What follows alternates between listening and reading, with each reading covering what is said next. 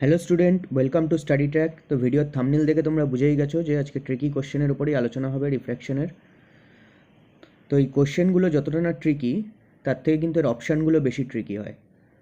এমন না যে তোমরা অ্যান্সারগুলো জানো না, অ্যান্সারগুলো জানো, কিন্তু অপশানগুলোকে এমনভাবে দেওয়া থাকে যে তোমরা কনফিউজ হয়ে যাবে। সেই মুহূর্তে ওইসব ভাবনা চিন্তাও তোমাদের মাথায় আসবে না। তাই বেস্ট উপায় হলো এগুলো যদি আগে থেকে প্র্যাকটিস করতে তোমরা অভ্যস্ত হয়ে পড়ো, পরীক্ষার সময় তোমাদের কিছুই মনে হবে না। যারা রিসেন্ট টিসিএসের এক্সামগুলো দিচ্ছ তারা দেখেছো যে কোশ্চেনগুলো টিসিএস কীভাবে তৈরি করছে। আপাত দৃষ্টিতে দেখে তোমাদের সোজা মনে হচ্ছে, একটা অ্যান্সার মাথায় এসে যাচ্ছে এবং সেই অ্যান্সারটা কিন্তু অপশানে দেওয়া থাকছে, কিন্তু তারপরেও তোমাদের সেই অ্যান্সারটা ভুল হয়ে যাচ্ছে। কেন? টিসিএস ইচ্ছা করেই ওখানে ট্রিক ইউজ করছে তুমি যাতে ভুল অ্যান্সার মারো। তোমাকে কী করতে হবে? কোশ্চেনটা ভালো করে খুঁটিয়ে পড়তে হবে, দেখবে কিছু না কিছু চেঞ্জ রয়েছে তার মধ্যে, এবং সেটা যদি তুমি ধরতে অভ্যস্ত হয়ে যাও না প্র্যাকটিস করতে করতে, দেখবে ওই সব কোশ্চেন তুমি ইজিলি সলভ করে ফেলছো। এটা কিন্তু বাড়ি থেকেই প্র্যাকটিস করতে হবে, হঠাৎ করে এগুলো হয় না, পরীক্ষার হলে মাথায় আসে না। তাই তোমরা যদি এই ভিডিওটা পুরো ভালো করে দেখো তোমরা অনেক কিছু শিখতে পারবে। তাই তোমাদের কাছে রিকোয়েস্ট, ভিডিওটা পুরো ভালোভাবে দেখো, দেখবে পরীক্ষার সময় এগুলো তোমাদের কাছে জল ভাত মনে হচ্ছে। তো চলো শুরু করা যাক। First question আছে, a real image 2/3 of the size of an object is formed by a convex lens when the object is at a distance of 12 semi from it. The focal length of the lens is, অর্থাৎ একটা উত্তল লেন্সের সামনে 12 centimetre দূরে একটা বস্তু রাখা আছে, তার যে প্রতিবিম্ব গঠিত হচ্ছে, যে সদ্বিম্ব গঠিত হচ্ছে, তার সাইজ সেই বস্তুটার সাইজের 2/3 অংশ হচ্ছে। তাহলে এই লেন্সটার ফোকাস দৈর্ঘ্য কত হবে? তো প্রথমেই আমরা এখানে কি দেওয়া আছে, আমাদের ইউ দেওয়া আছে। ইউ কত? -12 সেমি। ইউ কেন মাইনাস ধরলাম? কারণ বস্তুর দূরত্ব সবসময় আলোর গতিবেগের বিপরীত দিকে মাপা হয়, সেই কারণে। অর্থাৎ লেন্স থেকে বস্তুর যে দূরত্ব মাপবো তা আলোর গতির বিপরীতে হয়, এই কারণেই ইউ সবসময় নেগেটিভ ধরা হয়, অর্থাৎ বস্তু দূরত্ব নেগেটিভ। এবং এইচ প্রাইম মানে প্রতিবিম্ব উচ্চতা সমান সমান 2/3 ইন্টু এইচ, যেখানে এইচ হলো বস্তুর উচ্চতা, অর্থাৎ বস্তুর উচ্চতার 2/3 অংশ হলো প্রতিবিম্বের উচ্চতা। এটাও কিন্তু নেগেটিভ হবে। কেন নেগেটিভ হবে? কারণ উত্তল লেন্স দ্বারা যে প্রতিবিম্ব গঠিত হয় সেটি সবসময় উল্টো হয়, অর্থাৎ সোজা বস্তুর উচ্চতা সোজা, সেটাকে যদি আমরা প্লাস ধরি তাহলে প্রতিবিম্বের উচ্চতা যেহেতু উল্টো হয়, তো সেটাকে আমরা নেগেটিভ ধরব। তাহলে ম্যাগনিফিকেশান এম ইকুয়াল টু কত হবে? দুটো জিনিস হয়, একটা হয় প্রতিবিম্ব দৈর্ঘ্য বাই বস্তু দৈর্ঘ্য, অর্থাৎ এইচ প্রাইম বাই এইচ, এবং আরেকটা হয় প্রতিবিম্ব দূরত্ব বাই বস্তু দূরত্ব, অর্থাৎ ভি বাই ইউ। তাহলে আমরা এখান থেকে লিখতে পারি h prime v equal to h prime by h into u. এবার এইচ প্রাইমের value -2/3 h by h into -12। তো এইচ এইচ কেটে গেল, মাইনাস মাইনাস হবে প্লাস, 3 × 12 না 8, ভি হবে 8 সেমি। এবার লেন্স ফর্মুলা থেকে আমরা কি পাই? 1/v minus 1/u equal to 1/f, অর্থাৎ 1/f ইকুয়াল টু ভি এর ভ্যালু কত এসছে? 8, ইউ এর ভ্যালু -12।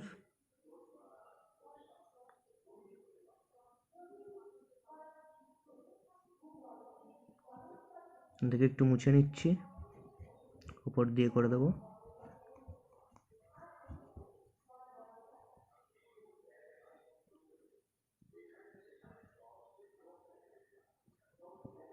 অর্থাৎ লসাগু করলে হবে 24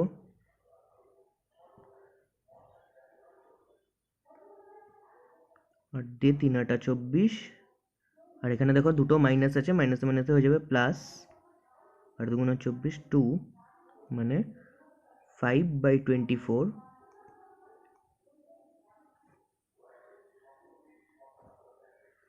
তো 1/f যদি 5/24 হয় f ইকুয়াল টু কত হবে 24/5 ভাগ করলে হয় 4.8 সেমি। অপশানে 4.8 সেমি আছে কততে অপশন নাম্বার সি তে দেখো অপশন নাম্বার সি হবে correct answer.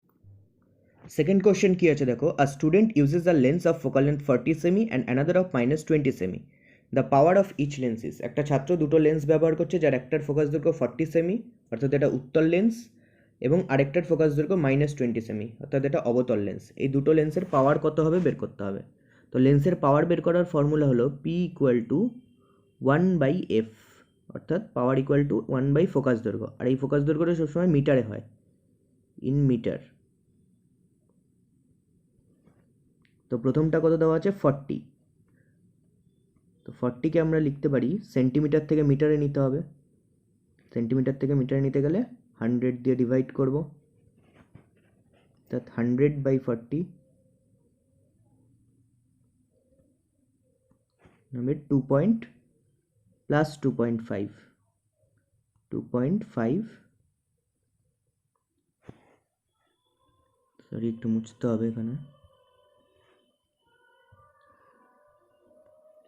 Plus 2.5 dioptre.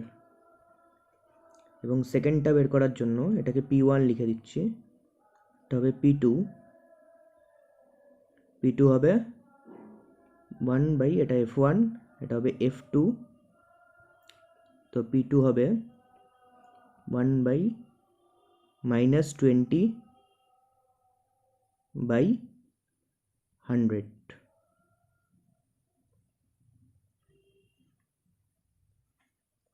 that -100/20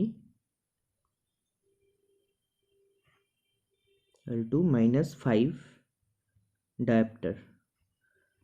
তাহলে P1 কত আসলো 2.5 ডায়োপ্টার এবং P2 আসলো -5 ডায়োপ্টার। তো কোন অপশান আছে অপশান নাম্বার বিতে রয়েছে, তাহলে অপশান নাম্বার বি হবে কারেক্ট অ্যান্সার। আর মনে রাখবে আমাদের যদি এই লেন্স কম্বিনেশনের পাওয়ার বের করতে হলে তাহলে কি করব, পাওয়ার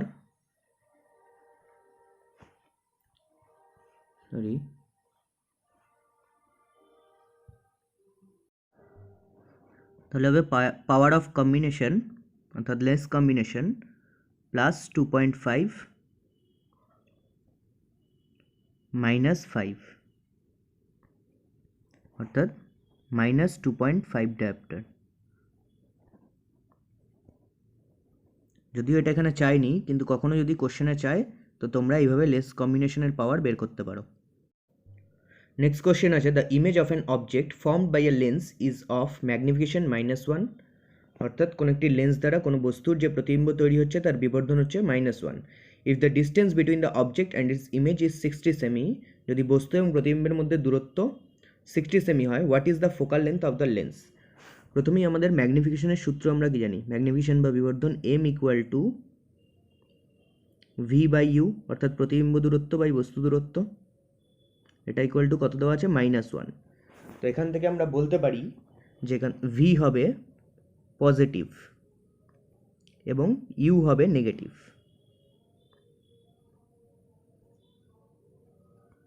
কেন বললাম, কারণ u সর্বদা নেগেটিভ হয় অর্থাৎ ঋণাত্মক হয়, এবং v এখানে পজিটিভ হবে এই কারণেই, যদি v নেগেটিভ হতো তাহলে বিবর্ধন -1 না হয়ে +1 হতো।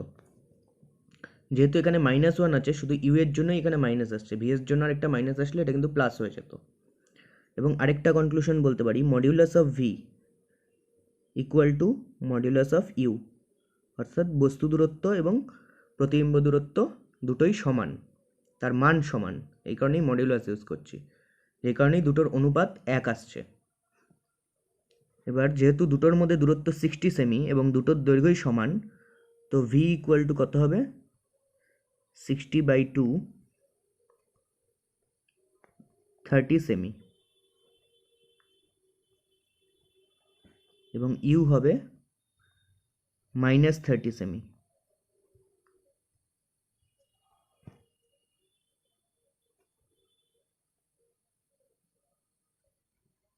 আবার আমরা লেন্স ফর্মুলা থেকে জানি 1/f equal to 1/v minus 1/u। আর আগে একটা কথা বলা হয়নি, যেহেতু ভিটা পজিটিভ তাহলে ভিটা কোন দিকে তৈরি হবে? প্রতিবিম্ব যেদিকে লেন্সের বস্তু রয়েছে তার অপোজিট সাইডে প্রতিবিম্ব তৈরি হবে। এবার লেন্স ফর্মুলা কত? 1/v minus 1/u। তাহলে নিচে কি হবে? uv, ওপরে হবে u মাইনাস v।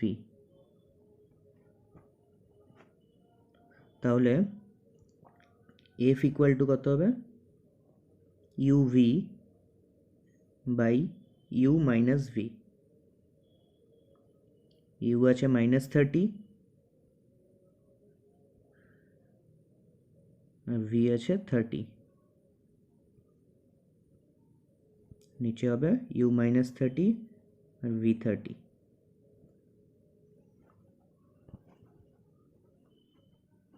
এখানে হবে 900/60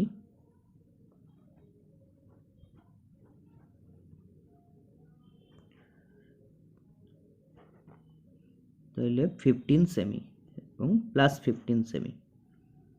তাহলে +15 সেমি যখন ফোকাস দৈর্ঘ্য, তাহলে আমরা বুঝতেই পারছি লেন্সটা কী ধরনের লেন্স? উত্তল লেন্স। অ্যান্সার হবে option number C. Next question আছে, a convex lens of focal length 25 সেমি and a concave lens of focal length 10 সেমি are placed in close contact with each other. The power of this combination is. আগের অঙ্কে যেটা বললাম যে যখন এই কম্বিনেশনের পাওয়ার জিজ্ঞেস করবে কত হবে, কীভাবে বের করতে হবে? সেম আগের অঙ্কের মতোই করতে হবে আমাদের। তাহলে কনভেক্স লেন্সের পাওয়ার কত হবে? P ইকুয়াল টু 1/f, যেহেতু সেন্টিমিটারে আছে এটাকে লিখবো 100/25 equal to 4 dioptre plus 4 dioptre. P1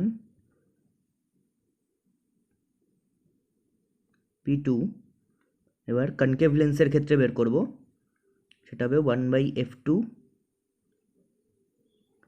concave লেন্সের ক্ষেত্রে ফোকাল লেন্থ কী হয়? নেগেটিভ হয়। তাহলে 100/10 মাইনাস 10 ডায়োপ্টার। তাহলে কম্বিনেশনের পাওয়ার P equal to P1 plus P2। P1 বেরিয়েছে +4D আর P2 বেরিয়েছে -10D। +4 - 10 equal to -6D। Option number b হবে কারেক্ট অ্যান্সার। নেক্সট কোশ্চেন আছে, violet light is incident at 30 degree to a prism is deviated by 28 degree. Then choose a correct option for deviation of red light and green light at the same angle of incidence. বেগুনি আলো একটা প্রিজমের ওপর 30 degree কোণে আপতিত হয়েছে এবং তারপর তার বিচ্যুতি ঘটেছে 28 ডিগ্রি। তাহলে সেই একই আপতন কোণে যদি লাল এবং সবুজ আলো সেই প্রিজমের ওপর আপতিত হয় তবে সেগুলোর বিচ্যুতি কত হবে? মনে রাখবে বেগুনি আলোর বিচ্যুতি সবচেয়ে বেশি হয় এবং লাল আলোর বিচ্যুতি সবচেয়ে কম হয়। কেন? কারণ এই বেনি আসহ কলা এই ক্রমে দেখো বেগুনি সবার ওপরে আছে এবং লাল রয়েছে সবার নিচে। তো এই ক্রম অনুযায়ী বিচ্যুতি নির্ভর করে এবং সবুজ রয়েছে মাঝামাঝি, অর্থাৎ বেগুনি আলোর বিচ্যুতি সবচেয়ে বেশি হবে, লালের সবচেয়ে কম হবে এবং সবুজ আলোর বিচ্যুতি এদের মাঝামাঝি হবে। তো যেহেতু বেগুনি আলোর বিচ্যুতি এখানে 28 ডিগ্রি রয়েছে,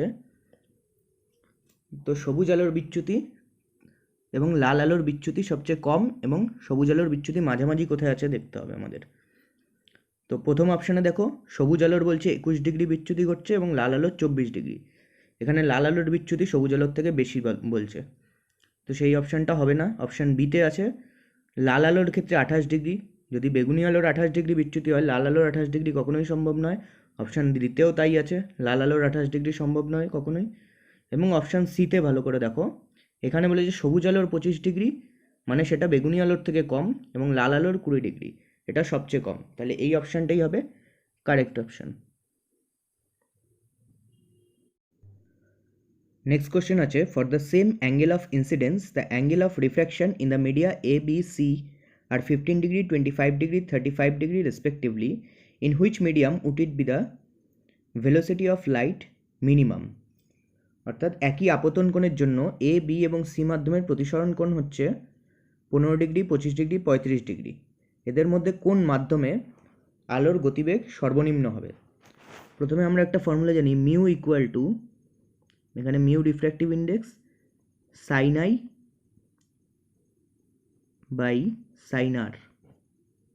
এখানে আই আপতন কোণ এবং আর প্রতিসরণ কোণ।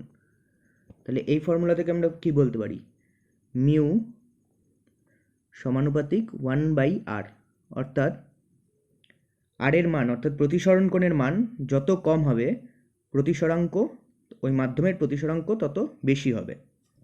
আবার আরেকটা সূত্র আছে, mu equal to c by v, যেখানে সি হলো শূন্য মাধ্যমে আলোর গতিবেগ এবং ভি হলো ওই নির্দিষ্ট মাধ্যমে আলোর গতিবেগ। তাহলে আবার মিউ এর সাথে ভেলোসিটির কি সম্পর্ক, 1/v, অর্থাৎ প্রতিসরাঙ্ক যত বেশি হবে অর্থাৎ মিউ যত বেশি হবে ওই মাধ্যমে আলোর গতিবেগ বা ভি ততটাই কম হবে। তাহলে আমাকে প্রথমে দেখতে হবে এখানে সর্বনিম্ন প্রতিসরণ কোণ কোনটা রয়েছে, 15 ডিগ্রি। তাহলে প্রতিসরণ কোণ যখন সর্বনিম্ন 15 ডিগ্রি, তার জন্য রিফ্র্যাক্টিভ ইন্ডেক্স বা প্রতিসরাঙ্ক সবচেয়ে বেশি হবে। আবার প্রতিসরাঙ্ক যখন বেশি হবে সেই মাধ্যমে আলোর গতিবেগ সবচেয়ে কম হবে।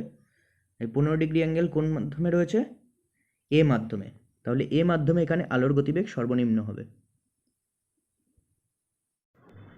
নেক্সট কোশ্চেন আছে, at the boundary when light passes from air into glass. অর্থাৎ আলো যখন বায়ু থেকে কাচে প্রবেশ করে তখন বাউন্ডারিতে কি ঘটে? দেখো অপশন নাম্বার এতে আছে, ইট অলওয়েজ চেঞ্জ ডিরেকশন। এখানে বায়ু লঘুতর মাধ্যম এবং কাচ হলো ঘনতর মাধ্যম। আমরা কি জানি, আলো যখন লঘুতর মাধ্যম থেকে ঘনতর মাধ্যমে যায় সেটি লম্বের দিকে তার বিচ্যুতি ঘটে। তাহলে আমি এই কারণে কি বলতে পারি, ইট অলওয়েজ চেঞ্জ ডিরেকশন, এটা সবসময় দিক পরিবর্তন করে? উত্তর হবে না। কেন না? কারণ একটা কন্ডিশন আছে যখন আলো দিক পরিবর্তন করে না। আলো যদি বাউন্ডারির ওপর 0 ডিগ্রি অ্যাঙ্গেলে পড়ে তাহলে তার ইনসিডেন্ট অ্যাঙ্গেল 0 ডিগ্রি হলে তার প্রতিসরণ কোণ বা রিফ্র্যাক্টেড অ্যাঙ্গেলও 0 ডিগ্রি হবে। তাহলে আমরা এই কনক্লুশনে আসতে পারি না ইট অলওয়েজ চেঞ্জ ডিরেকশন, মানে এটা সবসময় দিক পরিবর্তন করে। কিন্তু এটা কখনো কখনো দিক পরিবর্তন করে যখন 0 ডিগ্রি অ্যাঙ্গেলে পড়ে না, অর্থাৎ ইট সামটাইমস চেঞ্জ ডিরেকশন হবে রাইট অ্যান্সার। নেক্সট কোশ্চেন আছে, what happens to the speed of light when it passes from air into glass. অর্থাৎ আলো যখন বায়ু থেকে কাচে প্রবেশ করে তখন এর গতিবেগের কী পরিবর্তন ঘটে? দেখো কাচের রিফ্র্যাক্টিভ ইন্ডেক্স বা প্রতিসরাঙ্ক হচ্ছে মিউ জি ইকুয়াল টু 1.517, আর বায়ুর রিফ্র্যাক্টিভ ইন্ডেক্স মিউ এ 1.003। আবার রিফ্র্যাক্টিভ ইন্ডেক্স বা প্রতিসরাঙ্কের সঙ্গে আলোর গতিবেগের কী সম্পর্ক, মিউ প্রপোর্শনাল টু 1/v, অর্থাৎ রিফ্র্যাক্টিভ ইন্ডেক্স বা প্রতিসরাঙ্ক বাড়লে আলোর গতিবেগ সেখানে কমবে। তাহলে যখন বায়ু থেকে কাচে প্রবেশ করছে, দেখো বায়ুর প্রতিসরাঙ্ক কম ছিল মানে এখানে আলোর গতিবেগ বেশি ছিল। আবার কাচের প্রতিসরাঙ্ক বায়ুর থেকে বেশি মানে এতে যখন প্রবেশ করবে তখন আলোর গতিবেগ কমে যাবে, অর্থাৎ এখানে হবে অপশান নাম্বার সি, ইট ডিক্রিজেস।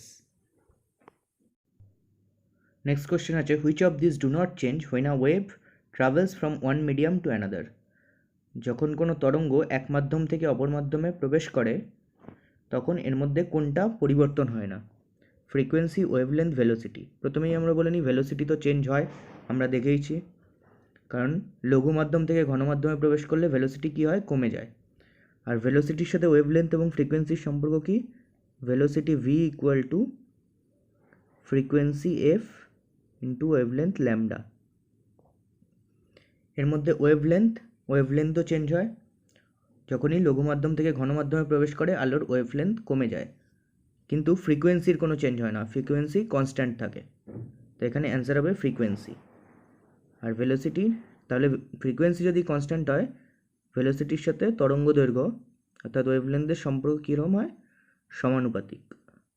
অর্থাৎ ভেলোসিটি কমলে বা আলোর গতিবেগ কমলে তার তরঙ্গ দৈর্ঘ্য কমবে। What principle do fiber optics cables rely upon in order to operate in telecommunication system?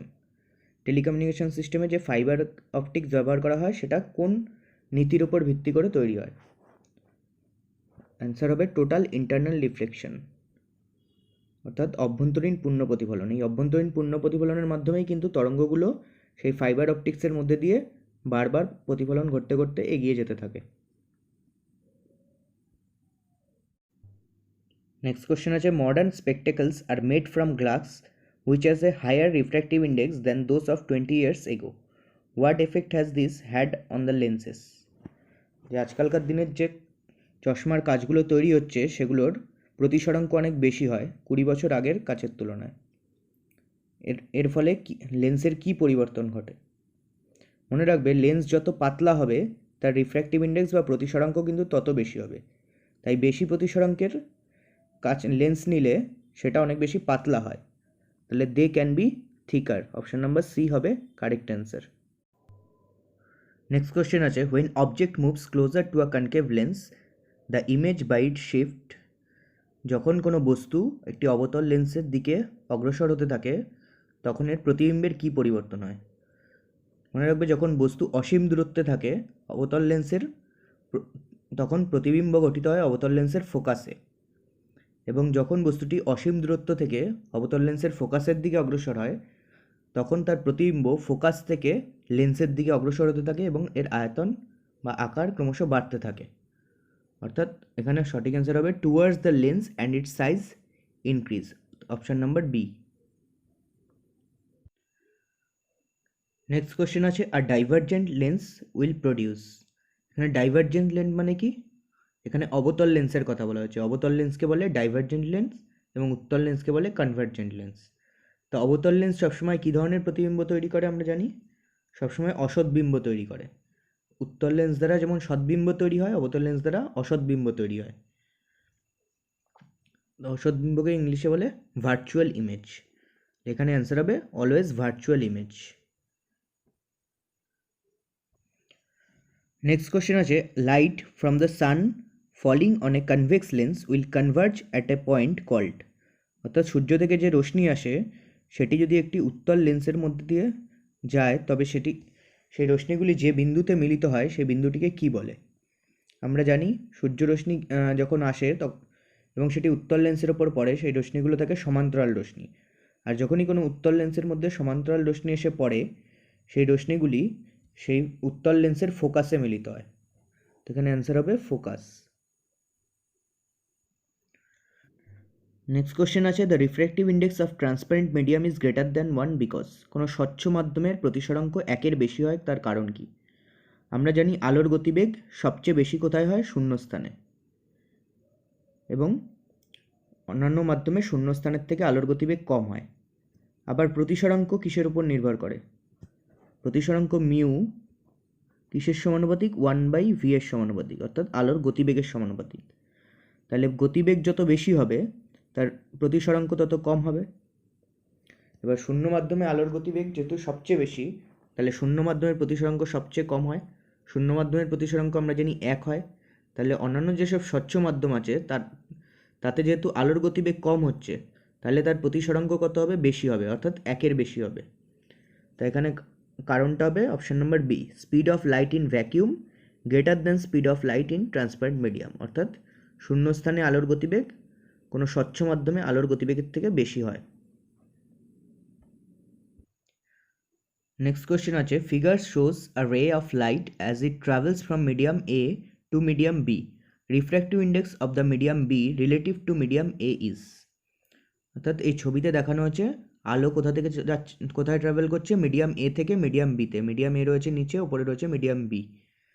তাহলে এই মিডিয়াম বি এর অর্থাৎ বি মাধ্যমের প্রতিসরাঙ্ক এ মাধ্যমের তুলনায় কত হবে? তো কোনো মাধ্যমের প্রতিসরাঙ্ক মিউ বের করার জন্য আমরা কি করি? সূত্র হচ্ছে sine I by sine R. Sine R. এখন এখানে আপতন কোণ কত হবে? যেহেতু মিডিয়াম এ থেকে বি এর দিকে যাচ্ছে, তো মিডিয়াম এতে দুটো কোণ রয়েছে, দেখো 60 ডিগ্রি 30 ডিগ্রি। আপতন কোণ হবে লম্বের সাথে যেই কোণটা করছে, অর্থাৎ 60 ডিগ্রি। তো উপরে লিখবো সাইন 60 ডিগ্রি।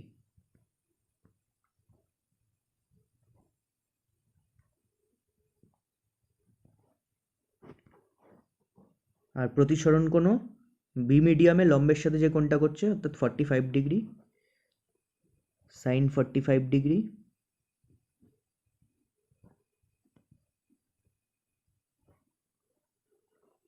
সাইন 60 এর ভ্যালু কত? √3/√2।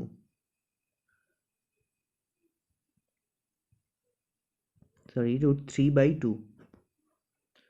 সাইন 45 এর ভ্যালু 1/√2। তাহলে হবে √3 ইন্টু √2/2। তো এখানে পড়ে থাকবে √2। তো অ্যান্সার হবে √3।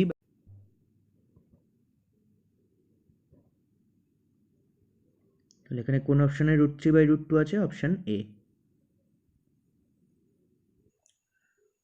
পরের প্রশ্ন আছে, a light ray enters from medium A to medium B as shown in the figure. The refractive index of medium B relative to medium A will be। অর্থাৎ এ মাধ্যমের সাপেক্ষে বি মাধ্যমের প্রতিসরাঙ্ক কত হবে যদি আলো এ মাধ্যম থেকে বি মাধ্যমে যায়। এখানে মনে রাখবে, এখানে দেখো আপতন কোণ হচ্ছে এটা এবং প্রতিসরণ কোণ হচ্ছে এটা। তাহলে এখানে কি দেখতে পাচ্ছি? আপতন কোণের থেকে প্রতিসরণ কোণ বড়, অর্থাৎ আলো লম্ব থেকে দূরে সরে যাচ্ছে। তাহলে আমরা বলতে পারি ওপরের মাধ্যমটা হচ্ছে লঘুতর মাধ্যম এবং নিচের মাধ্যমটা হচ্ছে ঘনতর মাধ্যম। তাহলে ওপরের মাধ্যমের প্রতিসরাঙ্ক অর্থাৎ মিডিয়াম বি এর প্রতিসরাঙ্ক হবে কম এবং মিডিয়াম এর প্রতিসরাঙ্ক হবে বেশি। তাহলে এবার কি বলেছে? এর সাপেক্ষে বি এর প্রতিসরাঙ্ক বের করতে হবে, অর্থাৎ বি এ মাধ্যমের প্রতিসরাঙ্কটা উপরে থাকবে অনুপাতের এবং এ মাধ্যমের প্রতিসরাঙ্ক নিচে থাকবে। যেহেতু এ মাধ্যমের প্রতিসরাঙ্ক বেশি, সুতরাং এই অনুপাতটার মান 1-এর কম হবে, অর্থাৎ এ মাধ্যমের সাপেক্ষে বি মাধ্যমের প্রতিসরাঙ্ক হবে লেস দ্যান ইউনিটি, অর্থাৎ 1-এর কম।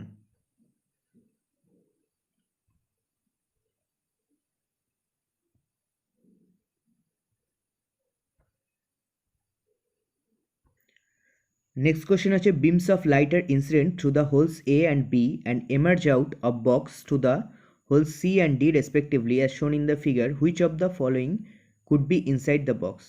অর্থাৎ একটা বক্সের এ এবং বি ছিদ্র দিয়ে রশ্মি প্রবেশ করছে এবং সি এবং ডি ছিদ্র দিয়ে রশ্মি নির্গত হচ্ছে।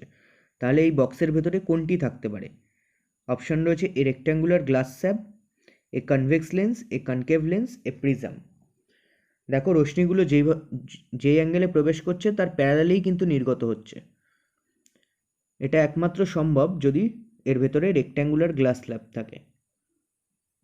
কনভেক্স লেন্স, কনকেভ লেন্স বা প্রিজম থাকলে এটা কোণের বিচ্যুতি ঘটতো, কিন্তু যেহেতু এটা প্যারালাল নির্গত হচ্ছে এবং স্লাইটলি সাইডে শিফট হচ্ছে, এটা একমাত্র রেক্ট্যাঙ্গুলার গ্লাস স্ল্যাব থাকলেই সম্ভব। তো অপশন হবে এ রেক্ট্যাঙ্গুলার গ্লাস স্ল্যাব। পরের প্রশ্নে বলা হচ্ছে, which of the following statements is or are true? A convex lens has 4 diopter power and having a focal length 0.25 meter. A convex lens has -4 diopter power having a focal length 0.25 meter. A concave lens has 4 diopter power having a focal length 0.25 meter. A concave lens has -4 diopter having a focal length 0.25 meter. তো মনে রাখবে উত্তল লেন্সের focus দৈর্ঘ্য এবং পাওয়ার দুটোই কিন্তু positive হয়, আর অবতল লেন্সের ক্ষেত্রে ফোকাস দৈর্ঘ্য এবং পাওয়ার দুটোই নেগেটিভ হয়। তো এখানে আমাদের আগে অপশান এলিমিনেশন করতে হবে। দেখো অপশান নাম্বার ডিতে কনকেভ লেন্স বা অবতল লেন্সের কথা বলা হয়েছে। অবতল লেন্সের আমরা কি বললাম? পাওয়ার এবং ফোকাস দৈর্ঘ্য দুটোই নেগেটিভ হয়, কিন্তু এখানে অপশান ডিতে পাওয়ার নেগেটিভ থাকলেও ফোকাস দৈর্ঘ্য রয়েছে পজিটিভ। অপশান সিতে অবতল লেন্সের পাওয়ার এবং ফোকাস দৈর্ঘ্য দুটোকেই পজিটিভ দেখানো হয়েছে, এখানে দুটোই নেগেটিভ হওয়ার কথা, তো অপশান সি ডি হবে না। অপশান বিতে উত্তল লেন্সের ক্ষেত্রে পাওয়ারকে নেগেটিভ দেখানো হয়েছে, ফোকাস দৈর্ঘ্য যদিও পজিটিভ আছে কিন্তু পাওয়ার নেগেটিভ কখনো হতে পারে না। পাওয়ার এবং ফোকাস দৈর্ঘ্য দুটোই পজিটিভ হতে হবে। অপশান নাম্বার এতে আছে পাওয়ার এবং ফোকাস দৈর্ঘ্য দুটোই পজিটিভ। তবু একবার চেক করে নেব, যদি ফোকাস দৈর্ঘ্য 0.25 মিটার হয়, পাওয়ার কি 4 ডায়োপ্টার হবে? P ইকুয়াল টু 1/f, মানে 1/0.25 হয় 4। তাহলে অপশান নাম্বার এ হবে কারেক্ট অ্যান্সার। নেক্সট কোয়েশ্চেন আছে, the refractive index of a thin prism of prism angle 5 degree is 1.4. The angle of deviation of light ray falling on this prism is. অর্থাৎ একটা পাতলা প্রিজমের প্রতিসরাঙ্ক 1.4 এবং এর কোণ হচ্ছে 5 degree. তাহলে এর ওপরে যে লাইট পড়ছে তার বিচ্যুতি কোণ কত হবে? এই বিচ্যুতি কোণের সূত্র হলো ডেল্টা, যেখানে ডেল্টা হচ্ছে বিচ্যুতি কোণ, equal to n-1 A. N হলো প্রতিসরাঙ্ক এবং এ হলো ওই প্রিজম কোণ। তো আমাদের এখানে এই ডেল্টা অর্থাৎ বিচ্যুতি কোণটা বের করতে হবে। এন কত দেওয়া আছে আমাদের? প্রতিসরাঙ্ক আছে 1.4 -1 আর প্রিজম কোণ দেওয়া আছে 5 ডিগ্রি। তাহলে হবে 0.4 ইন্টু 5 ডিগ্রি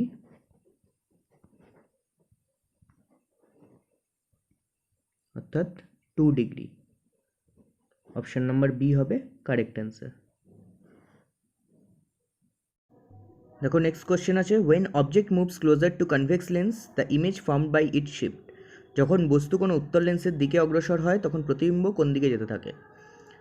তো অবতল লেন্সের ক্ষেত্রে কি হচ্ছিল, বস্তু যখন উত্তর লেন্সের দিকে যাচ্ছে, অবতল লেন্সের দিকে যাচ্ছিল, তখন প্রতিবিম্ব ফোকাস থেকে লেন্সের দিকে অগ্রসর হচ্ছিল।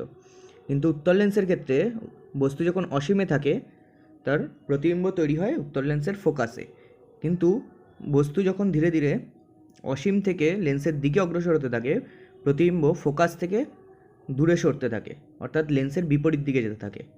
তাহলে এখানে অ্যান্সার হবে অ্যাওয়ে ফ্রম দ্য লেন্স। তোমাদের জন্য রেলওয়ে গ্রুপ ডি এক্সামের একটা মক টেস্টের অ্যারেঞ্জ করা হয়েছে। তোমরা যদি দিতে চাও ডেসক্রিপশানে লিঙ্ক দেওয়া থাকবে, সেখান থেকে গিয়ে দিতে পারো। আর আমাদের টেলিগ্রাম চ্যানেলেও জয়েন হতে পারো, ওখানেও লিঙ্ক দেওয়া রয়েছে। আর যদি ভিডিওটা ভালো লেগে থাকে তাহলে লাইক করো, শেয়ার করো, কমেন্ট করো এবং সাবস্ক্রাইব করে বেল আইকনটা প্রেস করে দিও, যাতে নেক্সট ভিডিওর নোটিফিকেশান সবার আগে তোমরা পেয়ে যাও।